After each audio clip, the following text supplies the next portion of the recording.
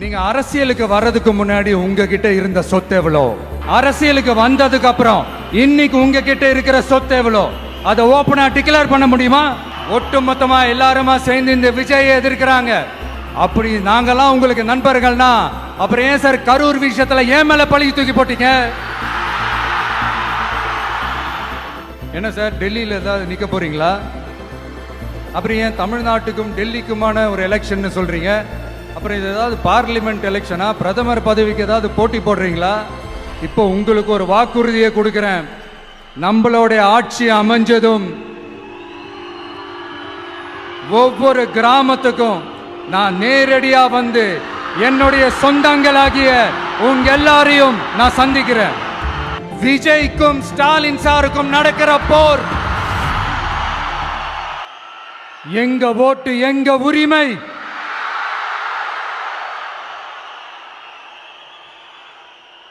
எங்களை யாரும் விலைக்கு வாங்க முடியாது.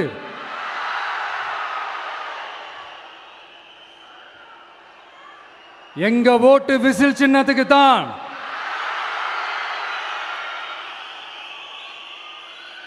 யாரையும் நம்பி ஏமாற மாட்டோம். எங்க வார்த்தையிலிருந்து மாற மாட்டோம். இது நிஜம். தேங்க்யூ.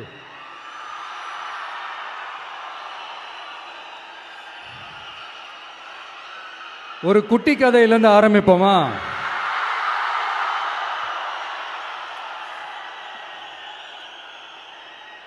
ஒரு பெரிய ஊரு, ஒரு 4 ரோடு ஜாயிண்ட் ஆகிற மாதிரி ஒரு ஜங்ஷன், ஒரு பிஸியான ஏரியா, ஆள் நடமாட்டம் அதிகமாக இருக்கக்கூடிய ஒரு ஏரியா. அங்கே சென்டரில் ஒரு முரட்டு ஜல்லிக்கட்டு காலை ஒன்று நின்றுட்டு இருக்குது. காலில் மண்ணை வீசிக்கிட்டு சீறிக்கிட்டு அப்படியே நின்றுட்டு இருக்குது. யாருமே பக்கத்தில் போக முடியல. அந்த இடம் ஒரு கேஷுவலாக மாறணும் அப்படின்னா அந்த காளையை அடக்கி அமைதி ஆக்கினா தான் மறுபடியும் ஒரு பேக் டு நார்மல் சுச்சுவேஷனுக்கு அந்த இடம் மாறும். அந்த ஊரில் இருக்கிற ஒரு சில பேருக்கு மட்டும்தான் அந்த காளை அடங்கும். அவங்க யாருமே அங்கே இல்லை. ஆனால் அந்த க்ரௌடில் இருந்த ஒரு சில பேர், ஆல்ரெடி அந்த காளையை அடக்கணங்களோடு இருந்த ஒரு சில பேர், எங்களுக்கு இல்லாத அனுபவமா? நாங்க பார்க்காத காளையா,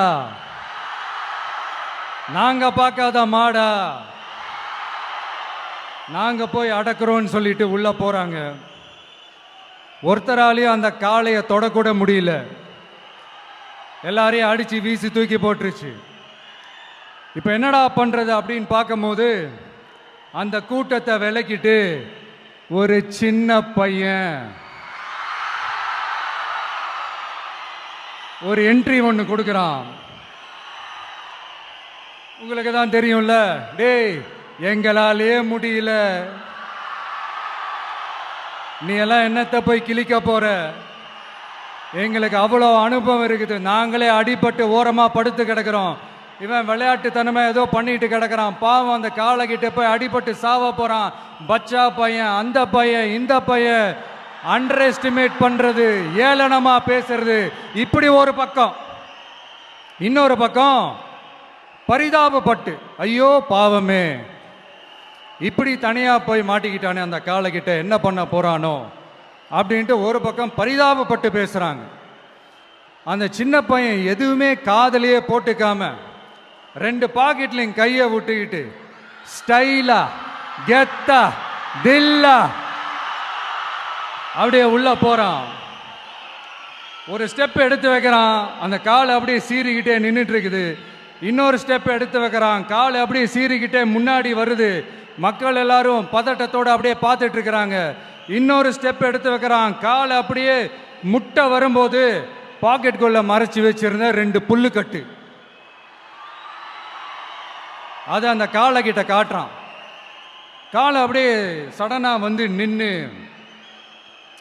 அது மூடெல்லாம் மாறி அந்த புல்லுக்கட்டை சாப்பிட ஆரம்பிச்சிருச்சு. அந்த சின்ன பையனும் அந்த காளையை அப்படியே தடவிக்கிட்டு வரான். காளையும் பக்கத்தில் ஒரு குழந்தை மாதிரி நடந்து வந்துக்கிட்டு வருது. பக்கத்தில் இருந்த ஒரு வயல்வெளியில் அந்த காளையை மேய விட்டுட்டு வரான். மக்கள் எல்லாரும் அந்த பையனை ஆச்சரியமாக பார்க்குறாங்க. அந்த அடிபட்டு கிடந்த அந்த அனுபவசாலிங்க தலையை தொங்க போட்டு நின்றுட்டு இருக்கிறாங்க. ஏன்னா பேசின பேச்சு அப்படி. வாய் இருக்குன்றதுக்காக நக்கலுமா நையாண்டியுமா நச நச நச நசன் ஒரே பேச்சு. என்ன பண்றது, தலையை குனிஞ்சு அப்படியே நின்றுட்டு இருக்கிறாங்க. அங்க ஒரு பெரியவர் வர்றார். வந்து அந்த பையன்கிட்ட கேட்கிறாரு, எப்படிப்பா இப்படி ஒரு முரட்டு காலை சீறிட்டு நின்றுட்டு இருந்தது, எப்படி அந்த காளையை அடக்கின அப்படின்னு கேட்டதுக்கு அந்த பையன் சொல்றான், ஐயா எனக்கு அந்த காளையை பார்த்தா கோபமாக இருந்த மாதிரிலாம் எனக்கு தெரியல, அந்த காலை பசியோடு இருந்த மாதிரி இருந்தது. அதனால தான் அந்த புல்லுக்கட்டை காமிச்சவொடனே ஓகே நமக்கு தேவையானது கிடச்சிருச்சு அப்படின்னோடனே அந்த புல்லுக்கட்டை சாப்பிட்டுட்டு நம்மளோட அப்படியே ஜாலியாக வாக்கிங் வந்துருச்சு அப்படின்னு சொன்னான். இதை கேட்ட அந்த பெரியவர் சொன்னாராம், இந்த சின்னவங்க பெரியவங்க அனுபவம் இருக்கிறவங்க அனுபவம் இல்லாதவங்க இதெல்லாம் விஷயமே கிடையாது. யாரா இருந்தாலும் அந்த சூழலுக்கு ஏற்ற மாதிரி அந்த சிச்சுவேஷனுக்கு தகுந்த மாதிரி என்ன பண்ணி அந்த ப்ராப்ளமை சால்வ் பண்றான், ஏது பண்ணி அந்த ப்ராப்ளமை சால்வ் பண்றான், அதுதான் விஷயமே, அதுதான் மேட்ரு. ஸோ நீ சூப்பர்ப்பா, என்ன ப்ராப்ளம் வந்தாலும் நீ சால்வ் பண்ணிடுவ அப்படின்னு முதுகில் தட்டி கொடுத்துட்டு அந்த பெரியவர் போறார். இப்போ அந்த கதையில் அந்த முரட்டு ஜல்லிக்கட்டு காலை தான் நம்ம தமிழ்நாட்டு அரசியல் களம். அந்த பெரியவர் தான் நம்ம தமிழக மக்கள். அந்த பாக்கெட்டுக்குள்ள ஸ்டைலா தில்லா கெத்தா ஒருத்தன் உள்ள வந்தான் பாருங்க, அவன்தான்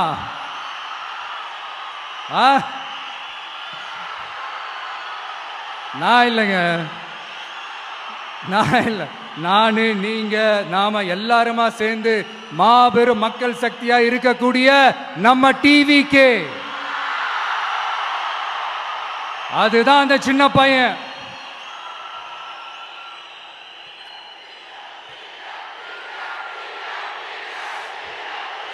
தேங்க்யூ தேங்க்யூ தேங்க்யூ.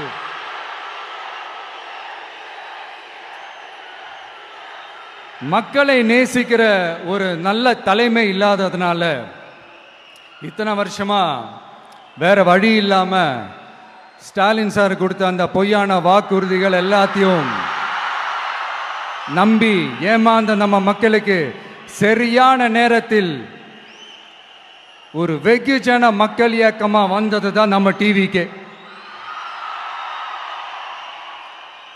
அந்த முரட்டு ஜல்லிக்கட்டு கால கதை ஏன் சொன்னோம், எதுக்கு சொன்னோம், யார் யாருக்கெல்லாம் சொன்னோங்கிறது புரிய வேண்டியவங்களுக்கு புரியும்னு நினைக்கிறேன்.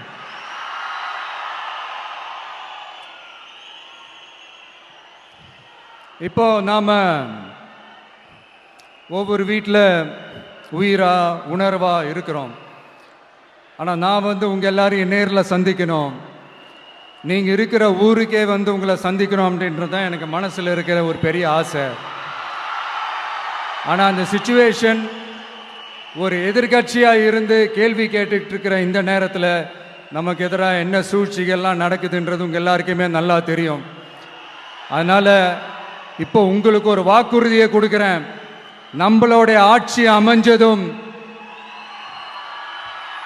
ஒவ்வொரு கிராமத்துக்கும் நான் நேரடியா வந்து என்னுடைய சொந்தங்களாகிய உங்க எல்லாரையும் நான் சந்திக்கிறேன்.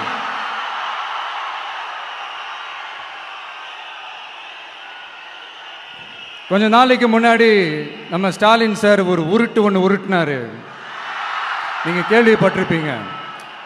இப்போ வரப்போற எலெக்ஷன் எதுக்கான எலெக்ஷன்? நம்ம சட்டமன்றம் தமிழ்நாடு சட்டசபைக்கான ஒரு தேர்தல் இல்லையா? இதே தமிழ்நாட்டுக்கும் டெல்லிக்குமான ஒரு எலெக்ஷன் அப்படின்னு சொல்றாங்க. இன்னும் கொஞ்சம் மேலே போய் தமிழ்நாட்டுக்கும் என்டிஏவுக்குமான ஒரு எலெக்ஷன் அப்படின்னு சொல்றாங்க. என்ன சார், டெல்லியில் ஏதாவது நிற்க போறீங்களா? அப்புறம் ஏன் தமிழ்நாட்டுக்கும் டெல்லிக்குமான ஒரு எலெக்ஷன் சொல்றீங்க? அப்புறம் இது ஏதாவது பார்லிமெண்ட் எலெக்ஷனா, பிரதமர் பதவிக்கு ஏதாவது போட்டி போடுறீங்களா? அப்புறம் ஏன் அதை தமிழ்நாட்டுக்கும் என்டிஏவுக்குமான ஒரு எலெக்ஷன் சொல்றீங்க? எங்களுக்கு புரியலையே சார், இது என்ன லாஜிக்னு எங்களுக்கு புரியலையே. எந்த எலெக்ஷனை எப்படி டீல் பண்ணணும், எப்படி ஹேண்டில் பண்ணணுன்றது நம்ம தமிழ்நாட்டு மக்களுக்கு தெளிவாக தெரியும். நம்ம தமிழ்நாட்டு மக்கள் மாதிரி ஒரு தெளிவான மக்களை நீங்க பார்க்கவே முடியாது. சூப்பர் கிளாரிட்டியோட சூப்பர் மக்கள் சார் நம்ம மக்கள். இந்த போருக்கு போறதுக்கு முன்னாடி தான் இந்த படை பரிவாரங்களோட போவாங்கன்னு கேள்விப்பட்டிருக்கிறேன். ஆனா நீங்க என்னடானா இந்த ஒன்றுத்துக்கும் உதவாத இந்த பால் டப்பாவை உருட்டிக்கிட்டு இருக்கீங்களே சார். உண்மையிலே இந்த எலெக்ஷன் எதுக்கான எலெக்ஷன் சொல்லட்டுமா? தமிழ்நாட்டு மக்களுக்கும் ஊழலுக்கும் நடக்கிற போர், தமிழ்நாட்டு மக்களுக்கும் லஞ்சத்துக்கும் நடக்கிற போர், தமிழ்நாட்டு மக்களுக்கும் இந்த நிர்வாகத்தை சரியா செய்யாத இந்த திமுக அரசுக்கும் நடக்கிற போர், அதாவது தமிழ்நாட்டு மக்களுக்கும் உங்க ஆட்சிக்கும் நடக்கிற போர், தமிழ்நாட்டு மக்களுக்கும் ஸ்டாலின் சாருக்கும் நடக்கிற போர். இன்னும் சுருக்கமா சொல்லணும்னா விஜய்க்கும் ஸ்டாலின் சாருக்கும் நடக்கிற போர்.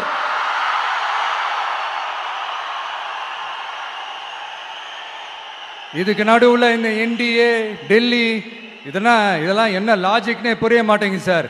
தமிழ்நாடு தான் விஜய், இந்த விஜய் தான் தமிழ்நாடு. தூய சக்தி டிவிகேவுக்கும் தீய சக்தி டிஎம்கேவுக்கும் தான் இந்த போர். இப்படி உக்கிரமா இருக்கிற இந்த போர்ல மறுபடியும் ஒன்றுத்துக்கும் உதவாத இந்த பால் டப்பாவை உருட்டிக்கிட்டு இன்னொரு காமெடி வேற. அது என்னடானா அவரோட ஆட்சியில தான் தமிழ்நாடு சூப்பர் ஸ்டார் மாநிலமா இருக்குதான். கரெக்டு, தமிழ்நாடு சூப்பர் ஸ்டார் மாநிலம் தான். காமராஜர் அவர்கள் டைம்ல, அண்ணா அவர்கள் டைம்ல, எம்ஜிஆர் அவர்களோட ஆட்சியில. இன்னைக்கு ஒன்றுத்துக்கும் உதவாத இந்த உல்டா மாடல் ஆட்சியில தமிழ்நாடு சூப்பர் ஸ்டார் மாநிலமாலாம் ஒண்ணு இல்ல, சூப்பர் ஸ்டாண்ட் அப் காமெடிக்காரர் நடத்துற மாநிலமா மாறிடுச்சு. மக்களே, உங்களுக்காக மட்டுமே தான் வர தடைகள், சதிகள், சூழ்ச்சிகள் எல்லாத்தையும் தாண்டி இந்த 2026 இந்த தேர்தலில் டிவிக்கு தில்லா நிற்கும்.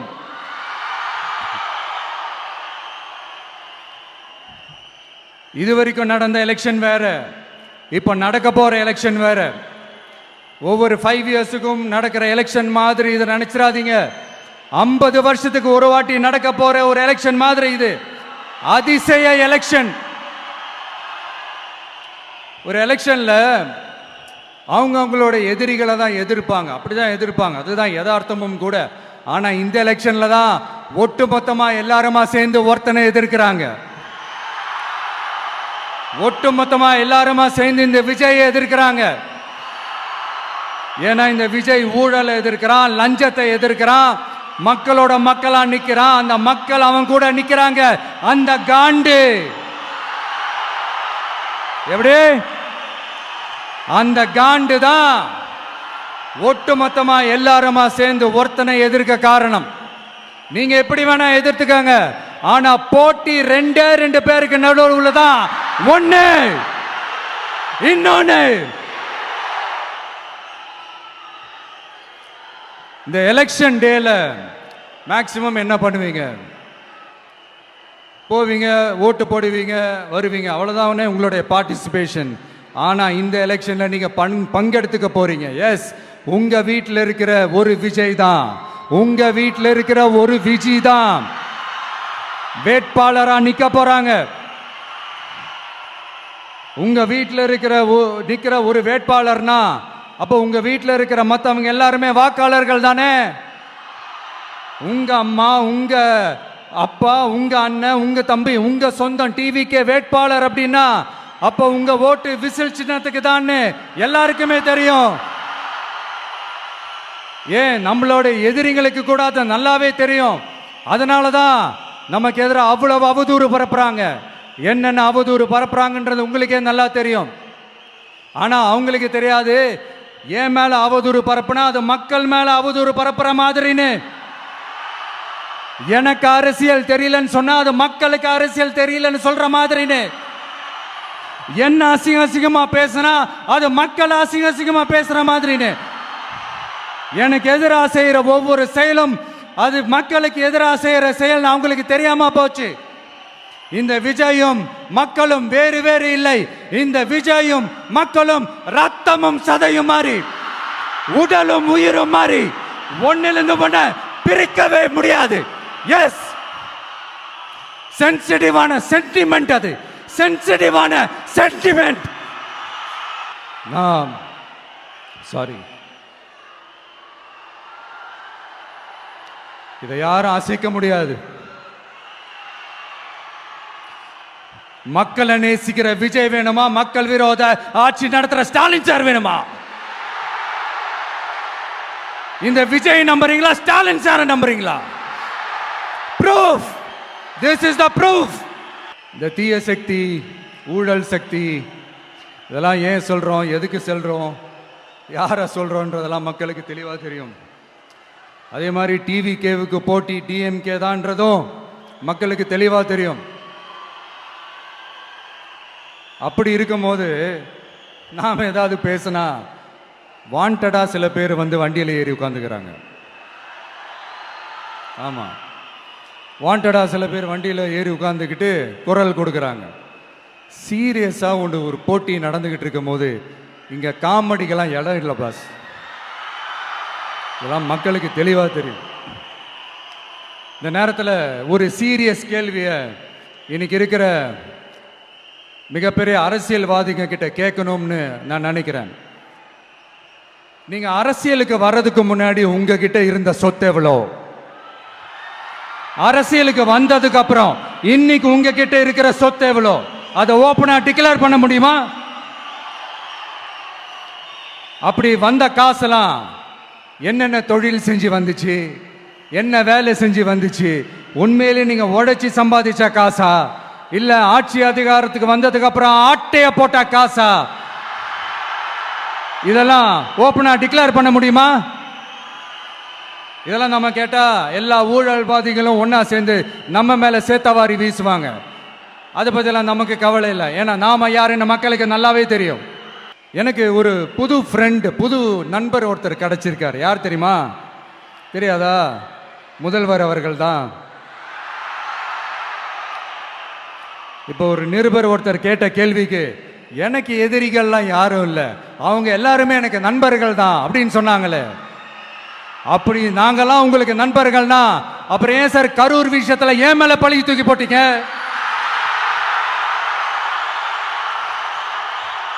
உங்களுக்கு மனசாட்சின்னு ஒண்ணு இருந்தா அப்படி பேசிருப்பீங்களா?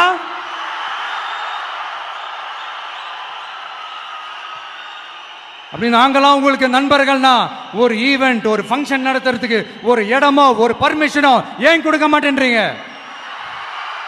எல்லாத்தையும் நீங்களே பண்ணிட்டு போற போக்கில் அப்படியே பொய்களா அடிச்சு விட்டுக்கிட்டு இருக்கீங்க. உங்களோட உண்மையான நண்பர்கள் யாருன்னு சொல்லட்டுமா? லஞ்சம், ஊழல், அரசியல் ஆதாயம், இதெல்லாம் தான் உங்களோட உண்மையான நண்பர்கள். பர்சனலா நீங்க எப்படி வேணா இருந்துக்கங்க சார், நமக்கு அதை பத்தி கவலை இல்லை, நமக்கு அது அவசியமும் இல்லை. ஆனா உங்க ஆட்சி தான் தப்பான ஆட்சி, தமிழ்நாட்டுக்கு தேவையில்லாத ஆட்சி. கொஞ்ச நாளைக்கு முன்னாடி கற்பனையா ஒரு விஷயம் ஒன்று சொன்னேன். இந்த முதல்வர் கூட விசில் சின்னத்துக்கு தான் வாக்களிப்பாரு அப்படின்ட்டு கற்பனையா ஒன்று சொன்னேன்.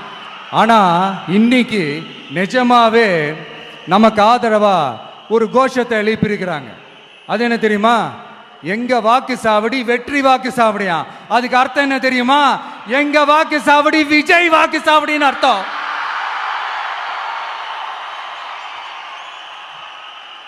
அது சரி, மக்களோட இந்த ஆதரவை பார்த்துட்டு அவர் அறியாமலே எப்படி பேசிட்டாரு என்னமோ தெரியல. 50 வருஷம் எக்ஸ்பீரியன்ஸ் அரசியல்ல, உண்மை என்னன்னு ஒத்துக்கிட்டு தானே ஆகணும்.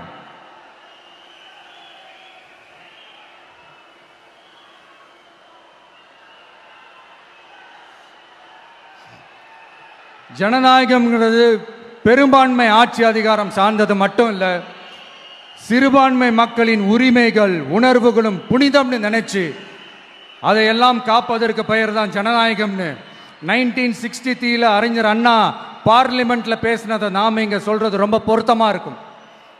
அறிஞர் அண்ணா சொன்னது தான் டிவிகேவோட நிலைப்பாடும். இந்த ஸ்டாண்ட்ல நாம 100% உறுதியா இருப்போம்.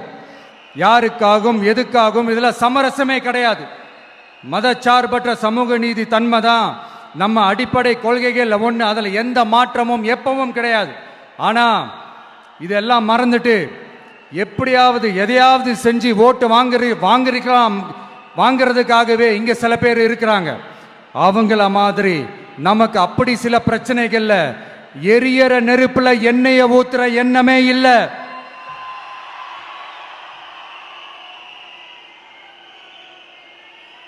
இங்க சில அரசியல் கட்சிகளும் சில அரசியல் தலைவர்களும் ஒரு சில நேரங்களில் அமைதியா இருந்தாலே போதும், ஒரு பிரச்சனையும் வராது. இப்போ கரண்ட்ல இருக்கிற சில பிரச்சனைக்கு வருவோம். இந்த கரண்ட் பிரச்சனைக்கு வருவோம். மாசம் மாசம் கரண்ட் பில்லு கட்டுற மாதிரி மாத்துவோம்னு சொன்னீங்களே, செஞ்சீங்களா? நிறைய வீடுகளில் 100 யூனிட் தான் அந்த கரண்ட்டு செலவாகுது ஒரு மாசத்துக்கு. மாசம் மாசம் நீங்கள் அந்த பில்லு கொடுத்தீங்கன்னா அவங்களுக்கு அது ஃப்ரீ ஆகிடும். அவங்க அந்த காசு கட்ட தேவையே இல்லை. ஆனால் 2 மாசத்துக்கு ஒரு வாட்டி அந்த பில்லு கொடுத்தீங்கன்னா, இப்போ சப்போஸ் அது 200 யூனிட்டுக்கு மேலே போச்சுன்னா அது அவங்களுக்கு ஒரு மிகப்பெரிய சுமை தானே. இது எந்த கணக்கில் எடுத்துக்கிறது? ஒரு மாதிரி ஒரு மாடர்ன் கரப்ஷன் அப்படின்னு எடுத்துக்கலாமா? அடுத்து பஸ் வசதி. நிறைய கிராமங்களில் பஸ் வசதி இல்லைன்னு சொன்னால் இந்த ஒட்டுமொத்த திமுக அரசும் கத்திக்கிட்டு வந்துடுவாங்க. நாங்கள் பஸ் விடாத கிராமங்களே இல்லை அப்படின்னு சொல்லுவாங்க. அப்படியே அது உண்மை அப்படின்னா முதல்வர் அவர்கள் கிட்ட நம்ம தங்கச்சி ஒருத்தவங்க ஒரு கேள்வி கேட்டாங்களே, எங்க ஊருக்கு ஒரு மினி பஸ் ஆவது விடுங்க சார் அப்படின்னு கேட்டாங்களே, அது எந்த கணக்கில் எடுத்துக்கிறது? நிறைய மலை கிராமங்கள்ல பஸ் வசதி இல்லை, நிறைய மலை கிராமங்கள்ல ஹாஸ்பிட்டல் வசதி இல்லை. இது ரெண்டுமே எவ்வளவு முக்கியமான ஒரு விஷயங்கள். பஸ் வசதியும் ஹாஸ்பிட்டல் வசதியும் இல்லாததுனால வீட்டிலேயே பிரசவம் பார்க்கிற அந்த ஆபத்து இருக்குதுன்னு எவ்வளவு நியூஸ் பார்க்கிறோம். இதெல்லாம் எந்த கணக்கில் சேர்த்துக்கிறது? அடுத்து இது எல்லா மீட்டிங்லையும் பேசுறதுதான், பெண்களுக்கு பாதுகாப்பு நம்பர் 1 இருக்குது தமிழ்நாட்டில் அப்படின்னு சொல்றாங்க. அப்புறம் அது என்ன, வி சேஃப் மாடலா? பெண்கள் என்ன சொல்றாங்க தெரியுமா? அது வி சேஃப் மாடல் இல்ல, வி ஆர் நாட் சேஃப் மாடல்னு சொல்றாங்க. இப்படி இருக்கிறப்போ தமிழ்நாட்டில் எங்க போனாலும் பெண்களுக்கு பாதுகாப்பு அப்படியே கொட்டி கிடக்குதான். இப்படி சொன்னா எப்படி சார்? கேட்கறவங்களாம் என்ன கேசரி சாப்பிட்றாங்கன்னு நினைச்சீங்களா?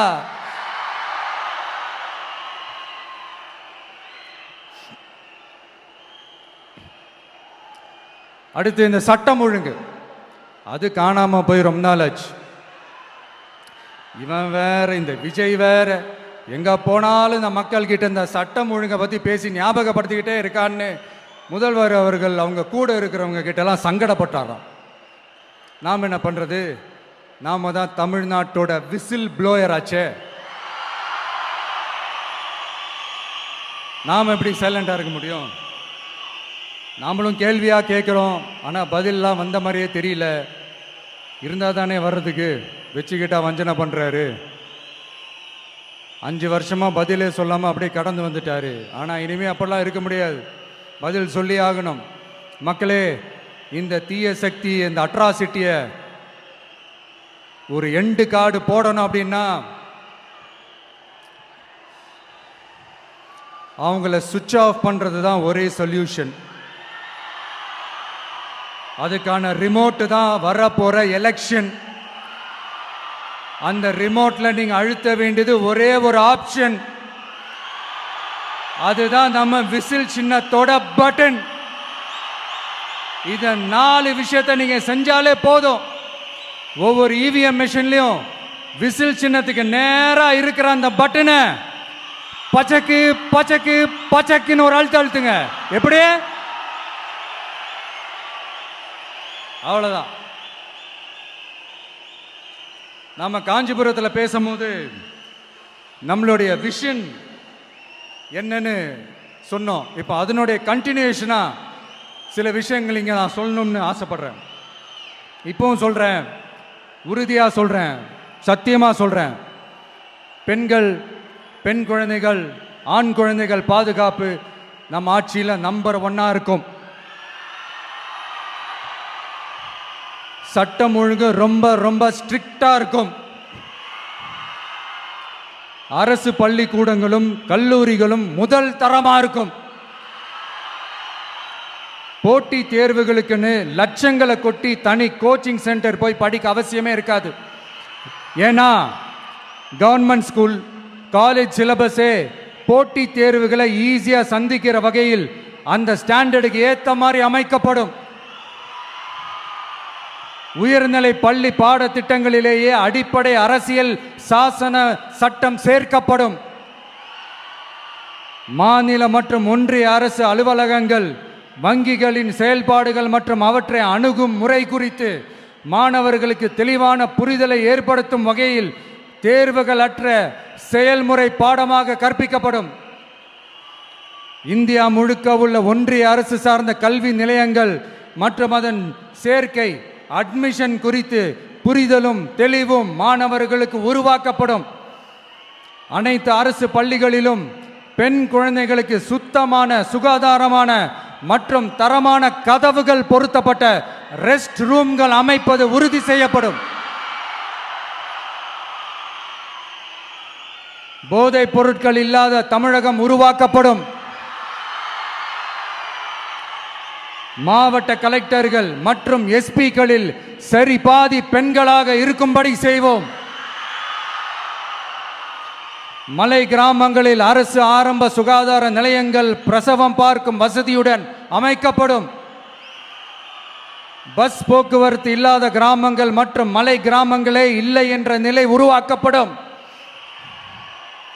ஏற்கனவே அமைப்பு சாரா தொழிலாளர்கள் அமைப்பு இருந்தாலும் ஆட்டோ டாக்ஸி மற்றும் லாரி டிரைவர்களுக்கென அவர்களின் நலன்களுக்காகவும் குடும்ப நலன்களுக்காகவும் தனியாக நல வாரியம் அமைக்கப்படும். தென் தமிழகம் உட்பட தமிழகத்தின் தேவையான பகுதிகளில் தொழிற்சாலைகள் அமைக்கவும் தொழில் வளம் பெருக்கவும் தனி கவனம் செலுத்தப்படும். விவசாயிகள் மீனவர்கள் மற்றும் நெசவாளர்களின் கருத்துக்களை அறிந்து அவர்களுக்கான திட்டங்கள் காலத்தின் தேவைக்கேற்ப உருவாக்கப்படும்.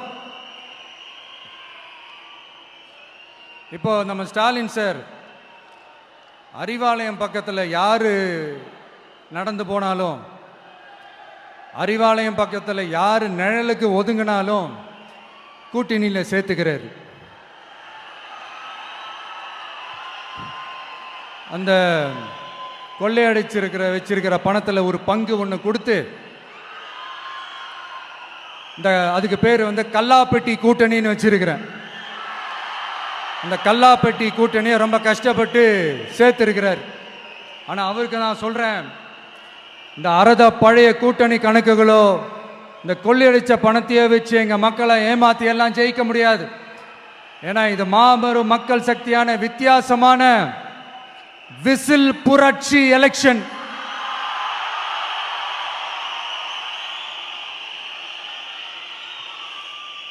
உங்களோட நான் இருக்கேன், நம்மளோட நம்ம மக்கள் இருக்கிறாங்க. இதுக்கு மேல என்ன வேணும்? கான்பிடென்டா இருங்க, நல்லதே நடக்கும், வெற்றி நிச்சயம். மீண்டும் சந்திக்கும் வரை நன்றி, வணக்கம். என் நண்பர்களே, ஒரு சின்ன ரிக்வெஸ்ட். நான் திருப்பி இங்கிருந்து நான் 4 hours சென்னைக்கு போகணும். தயவு செஞ்சு யாரும் என் வண்டிக்கு பின்னாடியோ என் வண்டி சைட்லேயோ பைக்கில் வராதிங்க. உங்களை நான் கெஞ்சி கேட்டுக்கிறேன்.